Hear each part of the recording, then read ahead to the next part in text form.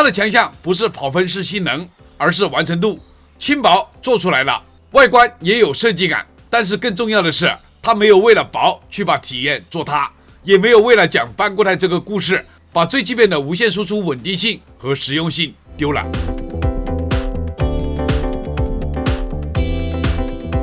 各位朋友大家好啊，这台品球超薄磁吸充电宝的性能咱们已经把它摸了差不多了，它不是靠那种只会靠 ATL 搬回来电芯几个字来撑场面的产品，整机表现确实有点东西。那接下来问题就来了，它的底气到底从哪里来？是电芯路线真有升级，还是保护板设计、热管理布局和整机电路一起把它撑起来的？这期拆解篇我们就把它彻底打开看清楚，包括 ATL 这颗搬回来电芯到底是什么来头，整机用料和功率链路是不是配得上前面的测试层级，以及在专业受控条件下对它的安全设计做进一步验证，是真有本事还是包装漂亮？拆开之后见分晓。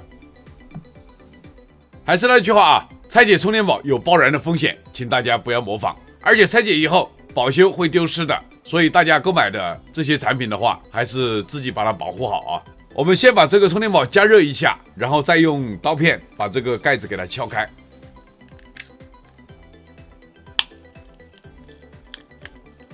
加热以后，咱们就可以把这个盖子顺利的打开。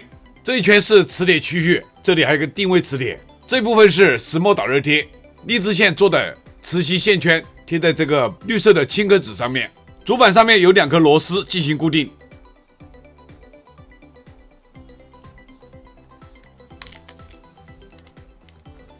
电芯用双面胶粘在这个壳体上面，主板的底部同样有石墨导热贴。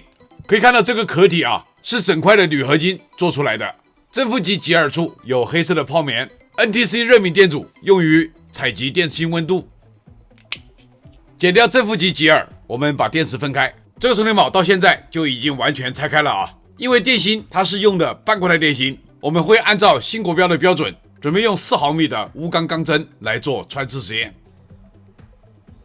这里先给大家说明白啊。很多粉丝容易把 ATL 宁德新能源和宁德时代搞混。ATL 宁德新能源它是长期深耕的是手机、平板、充电宝这类的消费电子电池，后者宁德时代主要是动力电池和储能路线。这一台品球用上的就是 ATL 宁德新能源的半固态电芯。我们实测这颗5000毫安的半固态电芯在 3.9 伏的状态下，内阻只有18毫欧，底子确实是不差。至于大家最关心的安全性，我也在专业受控的条件下做了破坏性的安全验证，结果是没有出现爆燃。接下来大家看我做穿刺实验的过程。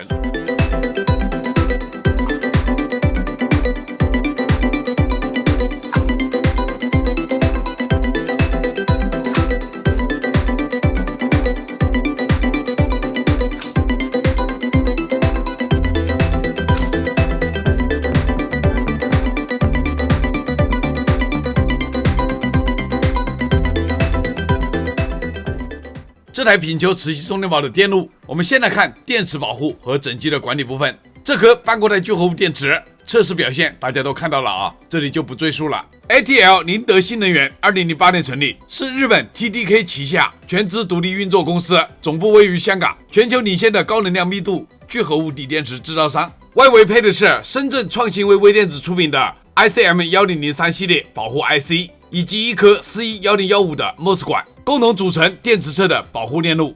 创新微微电子2017年成立，专注电源管理芯片领域 IC 设计。一颗品球定制的 MCU 虽然没有公开私印，但它显然是负责整机的逻辑控制与状态管理。这个位置还有一颗 NTC 热敏电阻，用于整个主板温度的监测。有些 C 口部分，协议芯片来自珠海智荣科技出品，型号 S621，负责 C 口的双向升降压管理。旁边的 2R22 合金电感做能量变换。珠海智荣科技2014年成立，专注电源管理芯片研发为核心业务的企业。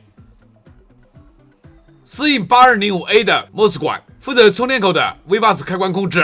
2005电流采样电阻，负责检测电流。整机的电池端、充电口输出端所有的滤波电容全部都是用的 MLCC。这一条有线电路做的比较完整，所以它的有线兼容规矩，转换效率不差，纹波也压得住。再看它的无线部分，输入端也是用的 MLCC 做输入滤波。无线控制芯片采用的是一体化方案，适应型号是 ZX8808B。这个没有查到厂家，大概率也是属于品球定制的芯片吧。旁边4颗 MLCC 电容组成无线发射的协振网络，再加上1颗 NDC 热敏电阻负责电池的温度监测。这个充电宝的 7.5 瓦无线能够持续30分钟，壳温还只有38摄氏度左右，背后就是这套无线模块和整机的热管理一起在发力。整套电路方案分工清晰，保护完整，无线和有线不是摆设。品球能把轻薄、效率、无线持续性和输出质量同时做出来，靠的就是这整套方案把整机的完成度撑起来的。兄弟们，这台品球超薄磁吸充电宝测试和拆解做到这里，它是一台把电芯、结构、无线电路和整机调教真正做出统一性的产品。前面测试大家已经看到了，它的有线兼容性规矩，转换效率也做得不错。更关键的是，无线部分不是很多轻薄磁吸充电宝那种前面亮一下后面就装死的玩法，而是能把 7.5 瓦持续真正的做起来，温升还控制得住。对于这种超薄形态的产品来说，这一点其实比一瞬间冲多高更有价值。这期拆解片拆开以后，大家就会发现它的电路思路和前面测试现象是对得上的。 ATL 宁德新能源这颗半固态电芯内组表现不错，穿刺实验也没有问题，说明它本体的底子是在线的。整机的电路不复杂，但分工清楚，关键位置没有乱省。工程师用比较干净、比较务实的方案，把一台轻薄磁吸充电宝真正该做好的东西尽量的做完整了。所以这台品球半固态超薄磁吸充电宝，我给出我的最终评价。它的强项不是跑分式性能，而是完成度。轻薄做出来了，外观也有设计感，但是更重要的是，它没有为了薄去把体验做塌，也没有为了讲半固态这个故事，把最基本的无线输出稳定性和实用性丢了。当然，它也不是那种拿来替代大功率移动电源的全能型产品。你要的是随身、轻薄、磁吸方便，7.5 瓦无线能持续，有线也够用，那它这次确实交出来一份比较漂亮的答卷。如果你想买一台高完成度的 7.5 瓦轻薄磁吸充电宝，而且安全还要在线，这台品球值得认真考虑。如果你追求的是更大容量、更高功率，那它就不是这个赛道的选手。测试为了了解，才是为真相，认真车载客观输出。我是离火车载，非常感谢各位兄弟们一直以来的支持和鼓励，有你们的陪伴，才有我一直拆下去的动力。这期视频谢谢大家观看，咱们下期视频再见。